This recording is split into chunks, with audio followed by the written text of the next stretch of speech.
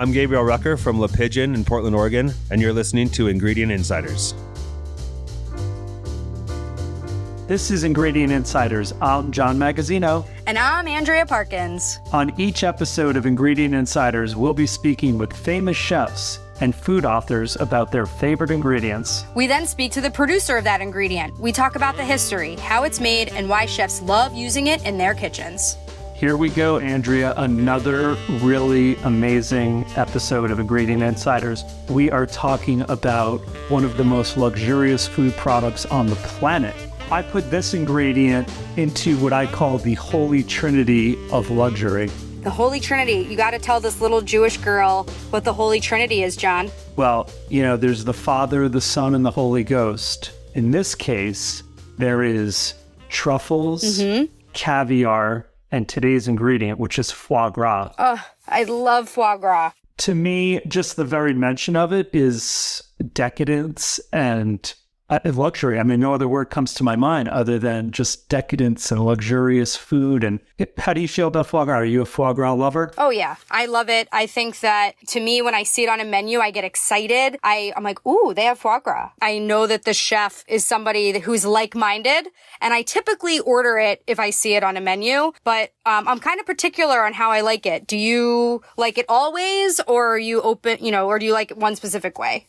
I love foie gras just about any which way that a chef wants to prepare, whether it's in a pate or torchon. Probably my favorite thing is just a piece of sliced fresh foie gras that's simply seared in a pan and then, served with a sweet condiment of some sort. Yeah, I agree. I love a torchon, a mousse, a pate. Those are absolutely my favorite ways. Sometimes texturally, when you sear the foie lobe, there's something about it. I can't eat a whole lot of it. I don't know if it's just a little too soft for me, but I will smear any type of torchon, mousse, pate on a cracker with a beautiful preserve any day. Well, this episode is featuring three incredible people. We've got Chef Gabriel Rucker from Portland, Oregon, who is the chef and owner of Le Pigeon, and as well as Canard Restaurant, which now has 2 locations just outside of Portland. And we also have Bob Ambrose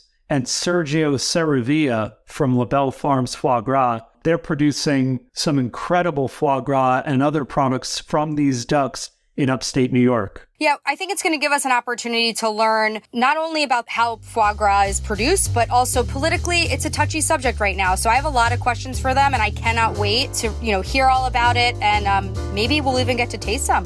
Oh my gosh, that would be amazing. All right, foie gras on Ingredient Insiders. Let's do it, John. This episode is in partnership with The Chef's Warehouse and produced by Gotham Production Studios. Well, we are here in Oregon City today. We're doing a West Coast tour. Andrea and I are New Yorkers, but we are out in Oregon City with Gabriel Rucker, who is the chef owner of the very famous and award-winning Pigeon restaurant, as well as the Canard or Canard? Just Canard, yeah. Canard. But you did hit it. I mean, we just call it Pigeon. Pigeon. Yeah. Okay. So the Pigeon and the Canard, the Pigeon and the Duck. Yep. And you now have 2 locations of Canard. Yep. One in Portland and one here in Oregon City. And we were not surprised when you said that you wanted to talk about foie gras. Well, it's like, it's like, hey, what ingredient do you want to talk about? That's like such an open-ended thing. And I was just like, hey, I feel like that, like I have, like, that's probably the single ingredient that I have the most identity with. Great. It wasn't like something I set out to do. I didn't have any sort of like mission statement or thing that I wanted to do, but it just happened. Well, I mean, I read, a little bit about you in preparation, and, it seems like the French Laundry Cookbook was something that kind of influenced you. Yeah. Is that where this kind of foie gras love came from or stemmed from? So I just kind of like found myself at the young age of 25, like in this cute little restaurant, taking it over. I didn't like start Le Pigeon out as like, hey, I want to start a restaurant out. I didn't like create a business plan and go get funding.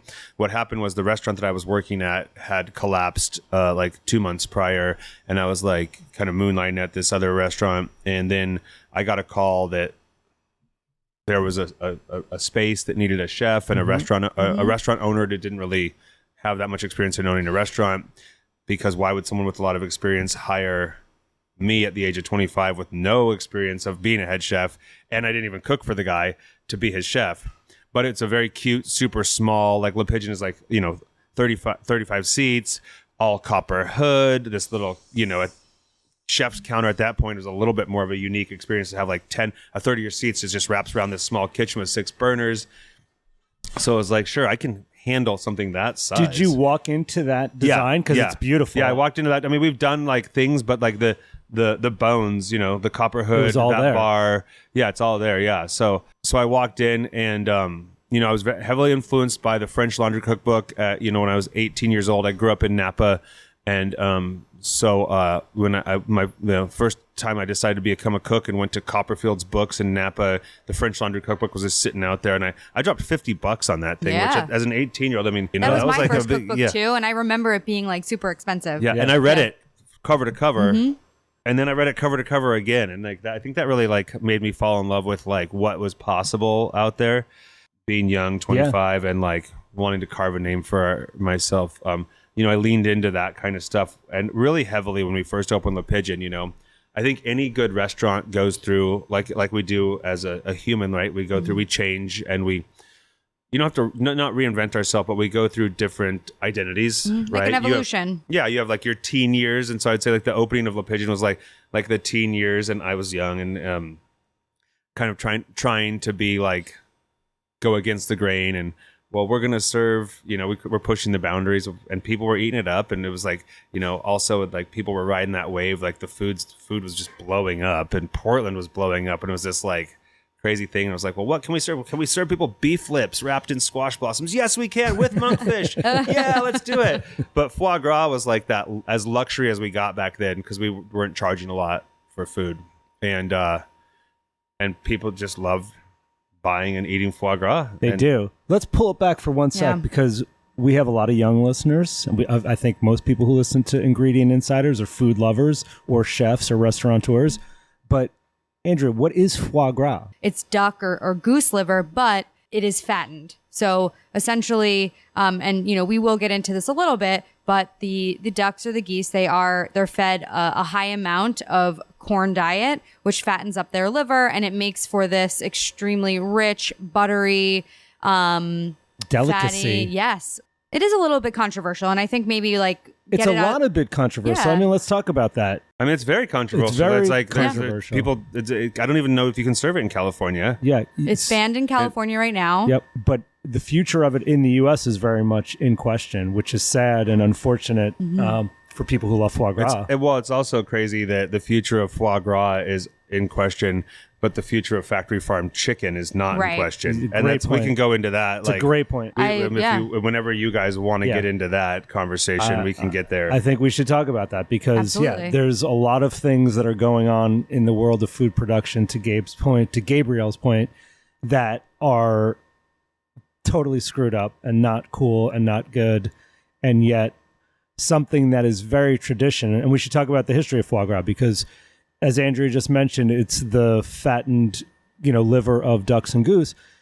If you go back to ancient Egyptian times, that's kind of how this product came to be. So we're talking about thousands of years of history, where the Egyptians noticed that at a certain time of the year, when the geese were getting ready for migration, that they would gorge themselves naturally because they had to take hundreds of miles migratory flight. They would feed and feed and feed and feed because they weren't going to eat for weeks. Feed and feed and feed. And then if they found that if they killed one of those birds at that time to eat, that the livers were really large. So they then and delicious, I'm sure. They were doing these great terrines and pâtés in ancient Thebes. I mean, they built the pyramids, so I'm sure they can make an amazing torchon. Exactly. So this is an item that can be used, nose to tail or beak to tail. Rendered duck fat is amazing for cooking potatoes and everything else. The breast of the moulard duck, which is used for foie gras production, produces these big, plump, beautiful magret. Yeah. And then The legs for legs and confit. thighs are what are used for confit. I mean, You can't take a Peking duck leg or thigh. I mean, I guess you could, but they're very small. Right. They don't lend themselves to Exactly. a nice dish. What other parts am I forgetting the that can be neck used? is fantastic. Yeah. The tongue of the duck is Yeah. fantastic. The carcasses are used to make stock. Stock, yeah. The hearts are a fantastic appetizer or an addition. You know, back Yeah. in the olden days, we were doing duck heart, like green bean casserole. I mean, Yeah. yeah. So it being a target of people who don't want the product to be produced. Listen, I get it. On one hand, the idea of force feeding was what they call it. The gavage is, however, a natural process. Yeah, but to and Gabe's as far you have point- to feed any animal that's in captivity. Let's just. Yeah. I just want to make one statement. Yep.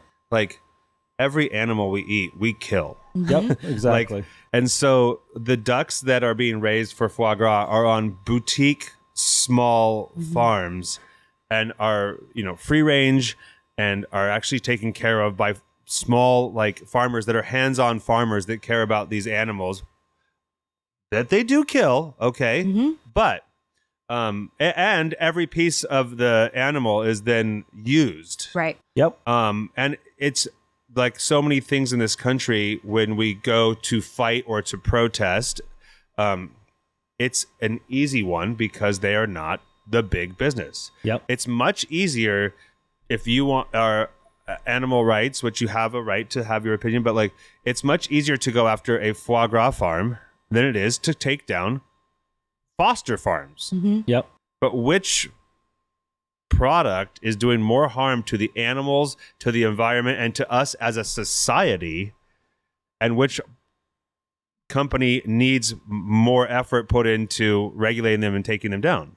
Yeah. The small farmer that makes foie gras and you use all the parts of the animal and then probably composts the stuff that they don't use, Yeah. or the company that is keeping animals in cages, growing them with hormones. Yep. So let's get back to Portland, the pigeon, your love of foie gras. How are you're you using it. How are you using it? What are the dishes? I mean, so at this point, I would hate to say we've done everything we can with it because we're always coming up with new ideas. What are the traditional uses? The classic uses. So the classic uses of foie gras. Oh, geez.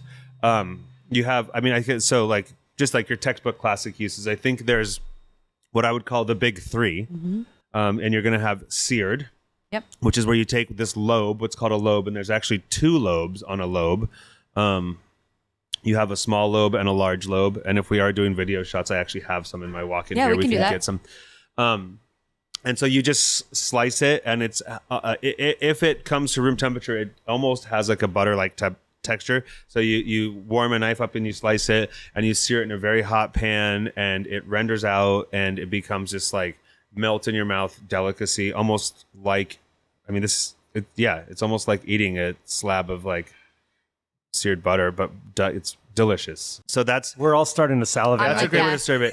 And then you have a torchon, which is like a cylindrical round shape. Torchon translates to like in the dish towel. And that's where there's a couple ways to get to a torchon, but that's where you would take the veins out of the foie gras, clean it up. Usually you would season it for a period of time, at least 24 hours with like, I like to do a mixture of salt, sugar, and some sort of alcohol, like a cognac would be traditional, or a sauterne. You can get crazy and do some grappa, anything. And then you let that foie gras kind of come to room temperature and you form it, because at that point it becomes like duck Play-Doh, and you wrap it in this dish towel.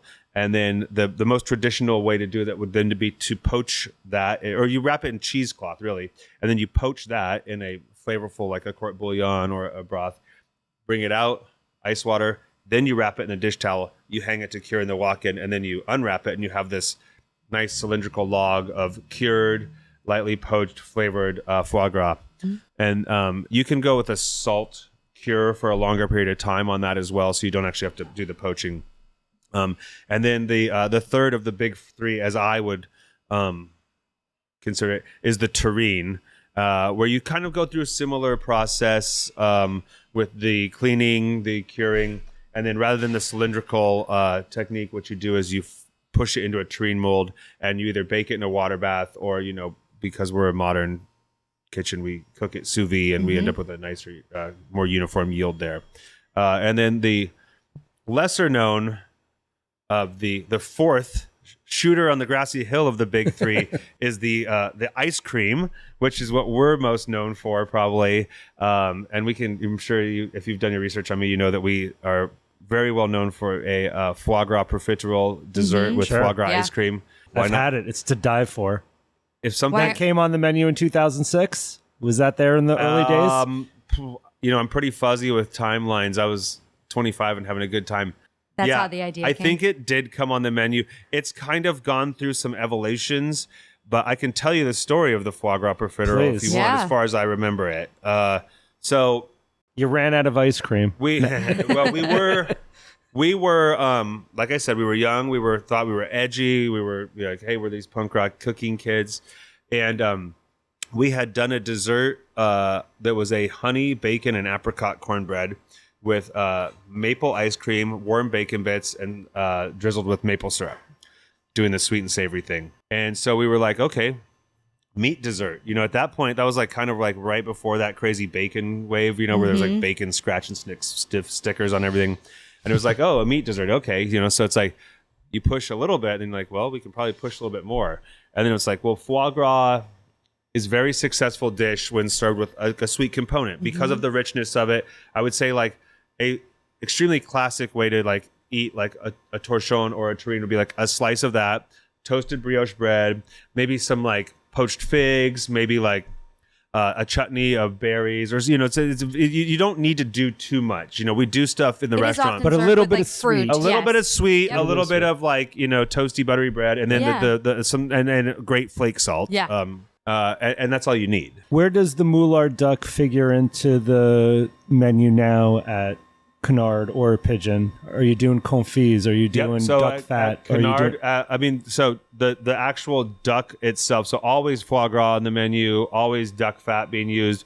We grind duck and make duck gravy. We have what's called a duck stack, which is duck fat pancakes with duck sausage gravy, a duck egg, and then of course, if you want, you can add a seared foie gras to that, smoked maple syrup. That's a breakfast, lunch, dinner. Yeah. Talk dirty to me. Oh God, deal. It's really heavenly. Oh, sorry, it's really it's great. It's messed up, but it's great. I mean, it sounds incredible. So I love the thought process behind all Yeah. these We do lots dishes. I mean, if your restaurant's called Canard. Let's take a step back. Did you go to culinary school? Did you just start in restaurants because you have this amazing, just to hear the process, Like a very what's going creative through brain, your brain? Huh. Where did this all start? So I kind of went to culinary school.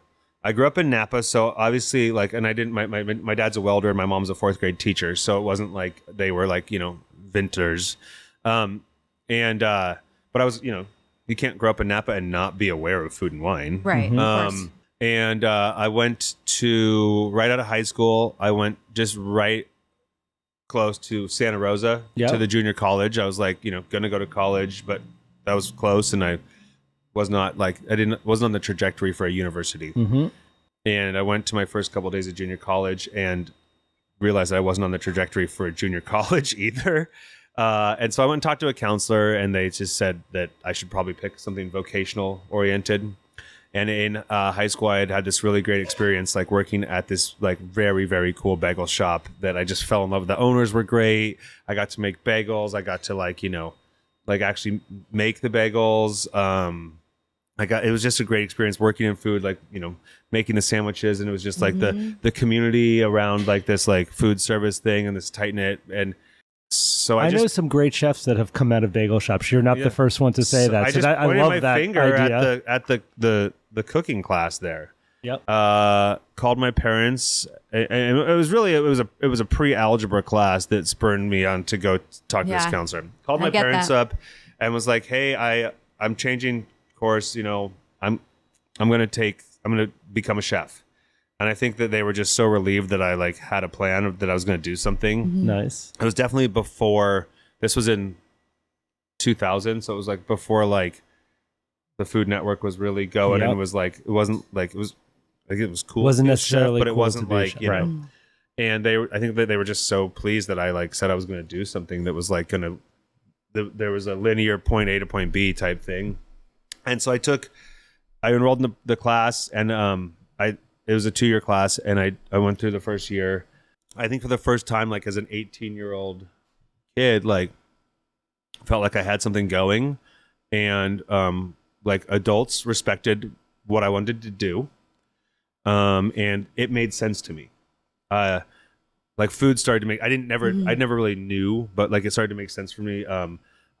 I wasn't good at like, I wrote a bad report on croissants, which I still have somewhere. I was not good at like the academia part of it, but like the food made sense to me. And it was really exciting because I was excited about it. I had read the French Laundry Cookbook. I knew that there was this world out there because I lived in Napa. So you found your thing. I found my thing. Yeah. And, the way that the analogy I like to use about food for, we all have a thing out there. I think we all have a thing. And it takes searching, finding, and then an incredible amount of luck for us to get our thing. And, but I found my thing. Food made sense. In 2007, you got that Food and Wine Best Chefs, which is a great honor. Yes, it was. What was that amazing. moment like? Well, so it was, I mean, besides like incredible. Things were happening really fast and crazy. And like, we opened in 2006, and like, there wasn't this plan, right? It was just this thing we opened. I was like, took over this job at this restaurant, and, people in Portland were recognizing us. I had no idea. I didn't even really know about the Beard Awards at that point. Did Mom and you're on the cover of Food and Wine magazine in 2007. Mom and Dad must have been like freaking out. Yeah, they were excited. Yeah, I think so. They still have like, I think I give them my memorabilia. I love it. They have I'm it sure they're very proud at their house. But yeah, so I got a call. I actually was at that restaurant like 9 a.m. and I got a call from Gail, like, "Hey, is Gabriel in?" I was like, "That's me." And I think she was like, "Why in the hell are you answering the phone at 9 a.m. at your restaurant?" But yeah. And then she was like, "I just want to let you know." I'm so glad I answered the phone, right? Because at that point we didn't have any sort of reservation system or anything, and I wanted the business, so anybody that would call, I'd be like, "Yeah, come." Yeah. And so she's like, "Hey, I just want to let you know you've been nominated." And I just was like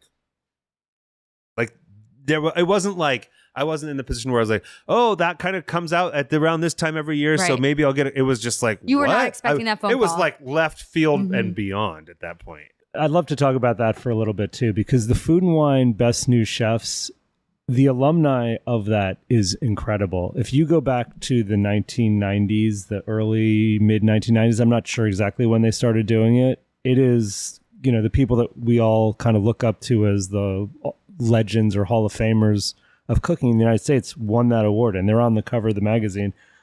Sadly, magazines are not as popular as they once were because of all the digital stuff going on.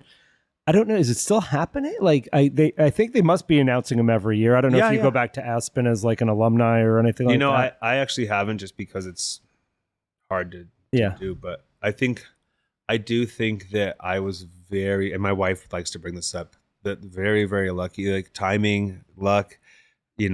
I kind of was at the right age, the right time for the golden age of like when everybody cared about. Yes. You didn't have to be a foodie to be aware of who's who in restaurants.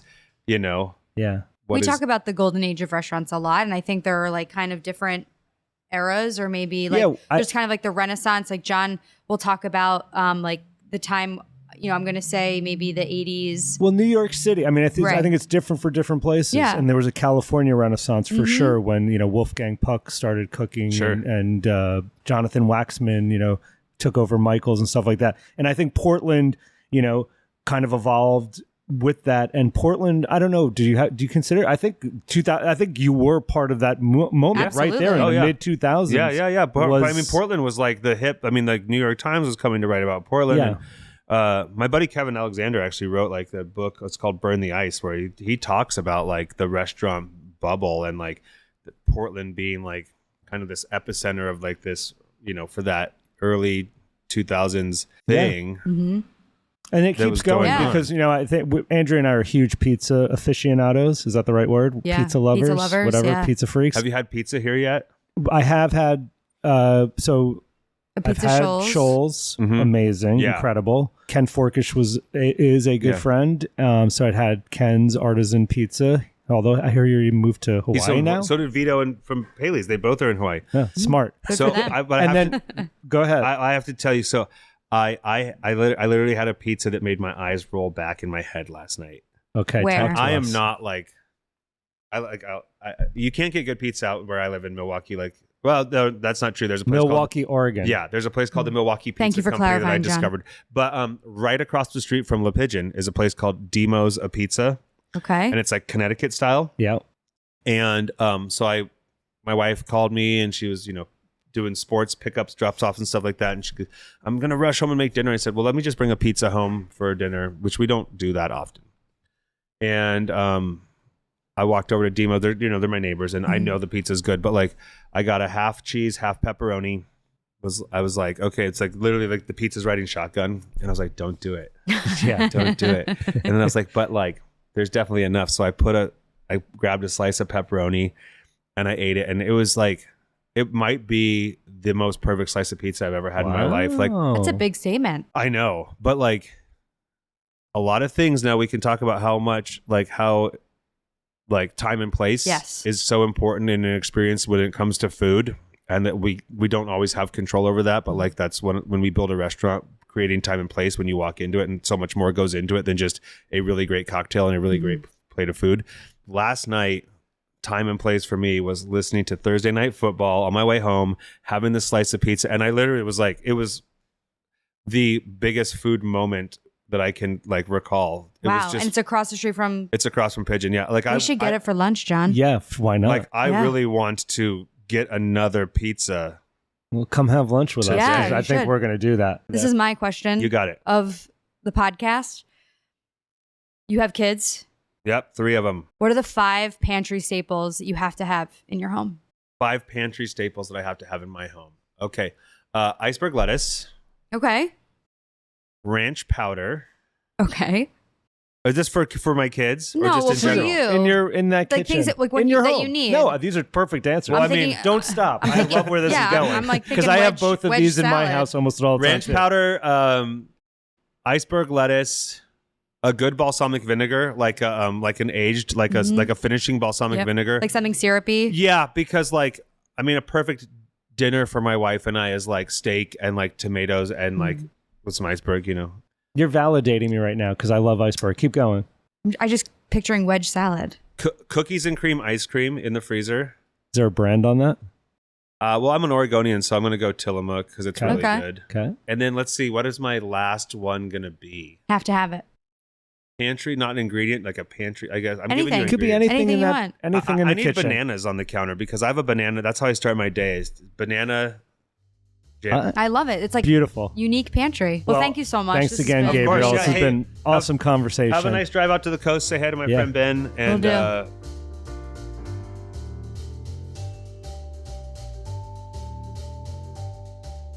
Well, this is going to be a very great conversation, Andrea. I'm so excited because we're going to be talking about the most delicious food.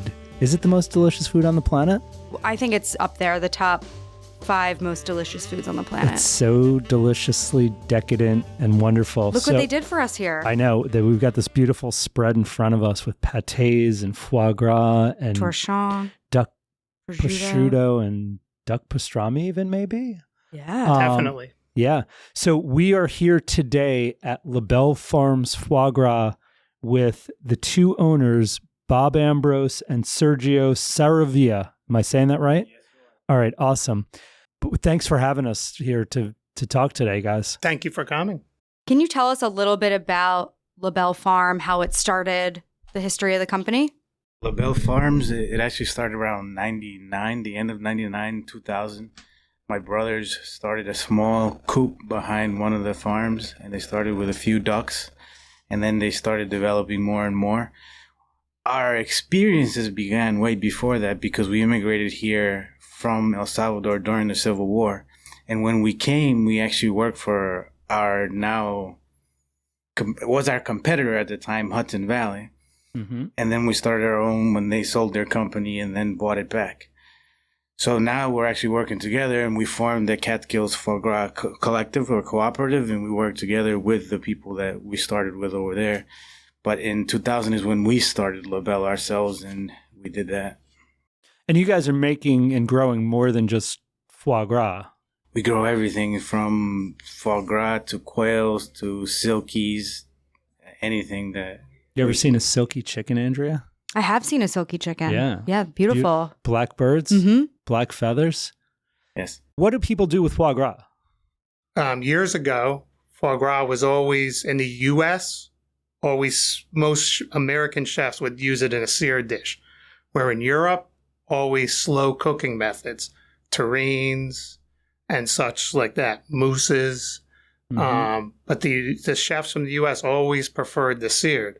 Now, all over the world, you see both renditions. You see the foie gras torchon, which is a version basically of a terrine where it's slow cooked. You see people searing it. You see people using it as ingredient in other dishes to elevate other dishes. In Chinese wedding banquets, you see it used in foie gras fried rice. I mean, risotto and Italian dishes, stuffings. I feel like I've had dumplings stuffed in foie dumplings. gras. Yeah, there's Yum. a famous chef in the Boston area that used to do foie gras shumai for years. Nice. With signature dish at his restaurant. And so, again, I always think of France when I think of foie gras, and I think of the United States too. You know, I think of the Hudson Valley. yeah, Sergio, you mentioned Hudson Valley foie gras as kind of being one of the first farms in the U.S. to start producing the product, and then in the late '90s, La Belle was born. Who else? Who's producing foie gras in the United States? Is it just you these days? We're the only two. Yeah. And there's smaller ones that don't produce much, a couple hundred maybe, but they don't. Because when we set up the cooperative, we had to reach out to everybody in the United States, and we're the only two. So our cooperatives were made up of only us. So tell us a little bit about if you were to be purchasing foie gras. So, at Chef's Warehouse, we sell the lobes, and there's A, there's B grading. You can buy it in little pieces. Tell us a little bit about what that grading means and what people should be looking for when they're buying foie gras. At La Belle, we do the foie gras grade A. So the foie gras grade A is the top of the line. It's what all the chefs are basically looking for. The grader at La Belle has been there for 18 years. First thing they look at is size, bruising, firmness of the liver. We do grade A, grade B, and grade C. So it's not USDA, it's subjective grading, but like I said, Eddie's been there for 18 years. She's very good. When our foie gras goes up against anything out there, when they look at our B, they'll say, well, that's somebody else's A. Again, bruising, size, and texture or firmness. And is that a result of the way that you guys grow out the birds? Exactly. I mean, years ago when we first started, to run 50% A's was the best production you can have. For the last 10 years, we've been running 75, 80% A's. Wow. Almost no C production. And what that does is the processors that make the pâtés, that's what they look for, that are making the mousses. So in turn, we don't do business with them as much as we used to 15 years ago. Are consumers in the United States buying fresh foie gras? Right. Also because of the time, I don't think the farms existed then, but is today something where you can go to the supermarket and find foie gras and take it home and cook it? To find foie gras in a supermarket, I won't say it's in every supermarket. Sure. I mean, COVID showed us that. The first thing people were running to the store to get was not foie gras. Right. But we have a loyal following and always new people online where we ship foie gras all over the country. We do business all over the world, but direct shipping to the end user, we do all over the United States. California, pretty much every state, we have regular customers and always new. Mm-hmm. Yes, people always call and say, how do I prepare this if they don't know?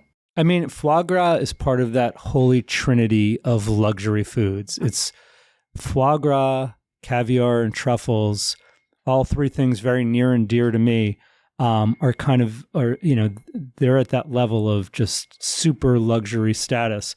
What makes foie gras so luxurious? Why do people think of it as the luxury food? And do you guys think of it that way, or you think of it, this is something that, everybody should be eating? Well, we definitely think everybody should be eating it. Part of the reason is that it's not easy to produce. If it was easy to produce, there'd be more than 2 of us in the United States. Good point. It takes a lot of time, a lot of money, and you have to be good at what you do and consistent. Let's talk about that production. How is, I think people have a rough idea of how foie gras is produced. Andrea was alluding to it earlier. There's a little bit of controversy around the production. How is foie gras made? And is it ducks or is it geese? Years ago, as I explained in Egypt, that was geese. Mm-hmm. Geese are very ill-tempered, ornery. So to produce foie gras at any kind of large production level using geese, difficult. They're not friendly. Not friendly. More disease-prone as well. They beat you.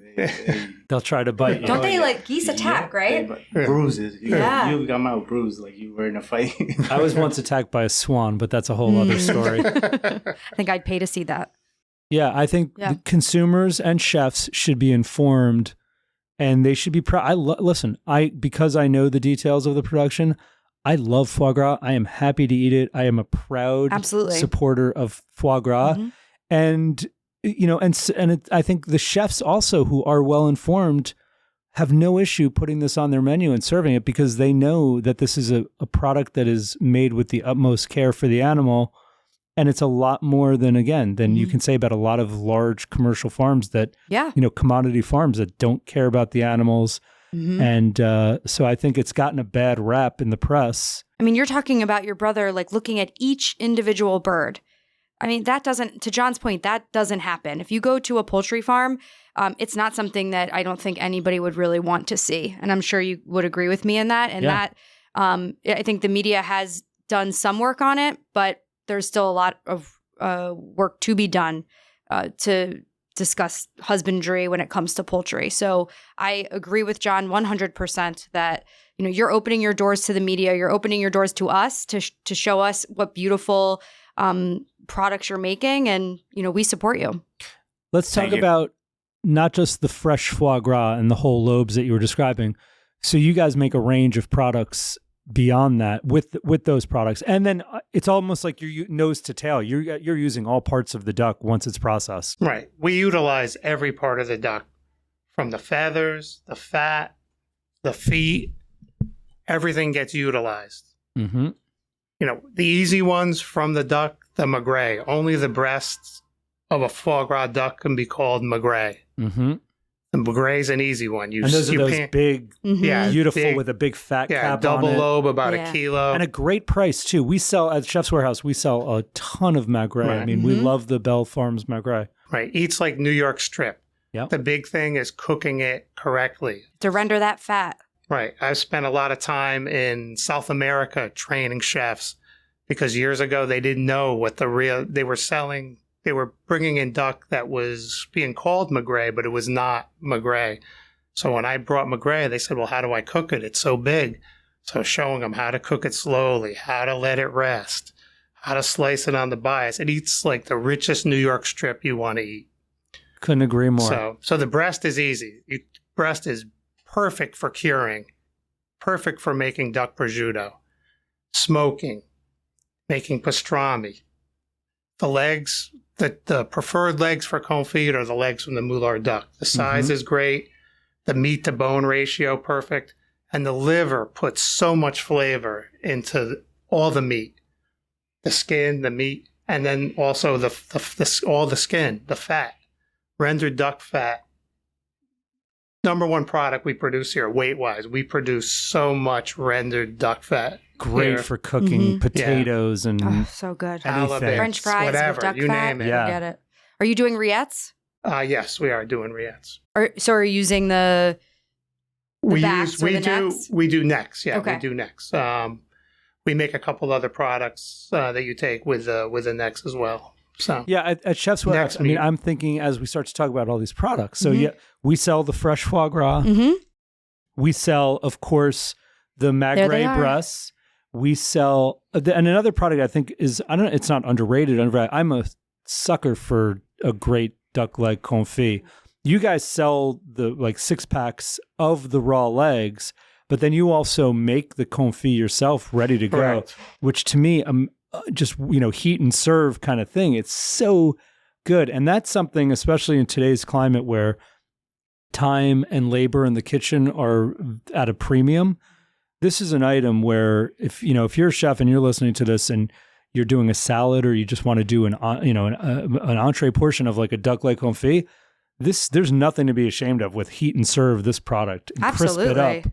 I absolutely love that product. And I will say all of these products, I mean, the duck legs, we sell 6 legs to a pack, but everything else is sold by the piece. The duck prosciutto, all of the pâtés, the smoked duck breast. So for chefs that, don't have a lot of space, we make it really, really easy to buy all of these products. So And we found out that, in the last year and a half, that, like you mentioned about the labor, the ready-to-eat market has exploded. Food service. Yeah. Food service. So. Fantastic. what is your favorite way to eat foie gras, John? Just straight up seared in a pan. Okay. Yep, with a little bit of some sort of acidic fruit Was it like a accompaniment. fruit element? Yeah, but something with acidity. Okay. Even like a little bit of balsamic vinegar. What about you, Bob?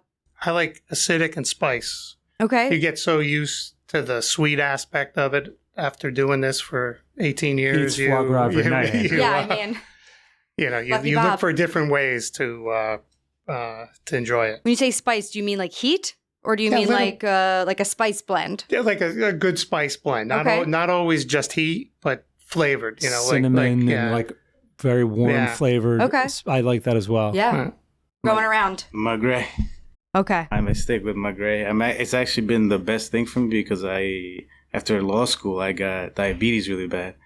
And eating the protein from the ducks and the chickens that we produce actually helped me control all that. So all the meat, the legs and all that, blessing for me. Oh, that's great. And I to know hear. what's in it because unfortunately, when you do buy it from the supermarket, you don't know what that poultry has eaten. Mm-hmm. And being that we raise our own, we do our own corn, we do all that. So No antibiotics. No. No hormones. no, Just a super clean, natural product. Andrew, what's your favorite way to have a foie gras?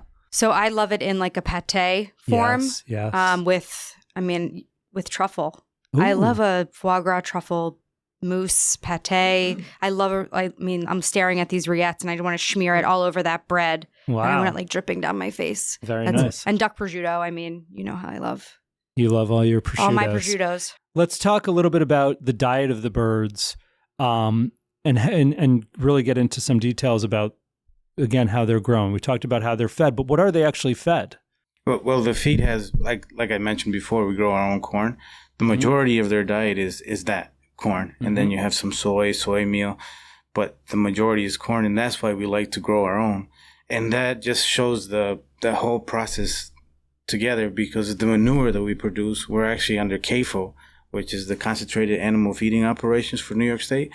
And we have to follow certain guidelines for what we do with that manure. So our farmers use our manure as fertilizer, and then that's what helps us grow the corn that we grow. And we actually grow the best corn in Sullivan County because of the way that we do it. So it's really regenerative agriculture. You're growing the feed, you're feeding the animals, you're using from beak to tail, and then even the byproduct, the manure, you're using that to fertilize your own farms. That's pretty incredible. And even something that we started doing when we formed the cooperatives, we use the carcass now too.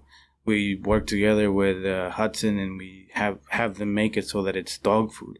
Ah. So any pet food actually, but it's amazing how much you can get out of that duck. And that's what, when you see someone saying, it's just foie gras, it's not just foie gras. It's a huge thing. I mean, when you take it from just the farming, the community, between us, we have a clinic Hudson Valley does a clinic. We did a self-help group in Sullivan County for anyone with any sort of addiction. And we're such a big part of the community. Yeah, I mean, you're providing jobs in a community and in an area, in upstate New York, which is not having the best, time with the labor market and with just the economic structure there.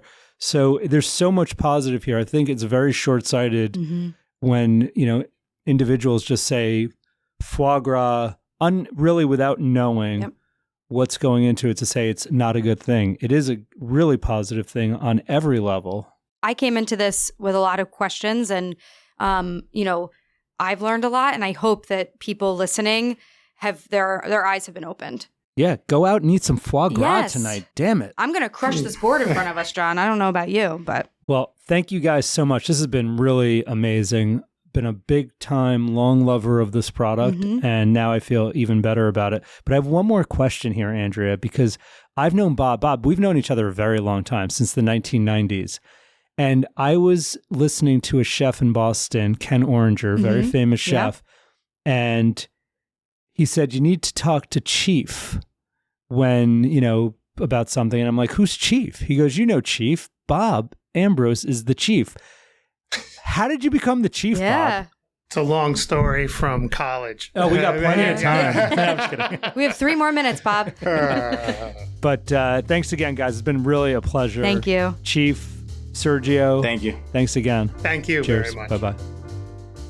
Thanks for listening to this episode of Ingredient Insiders. Follow us on Instagram at Ingredient Insiders. You can find the products we discussed on today's episode at chefswarehouse.com or at your favorite specialty retailer.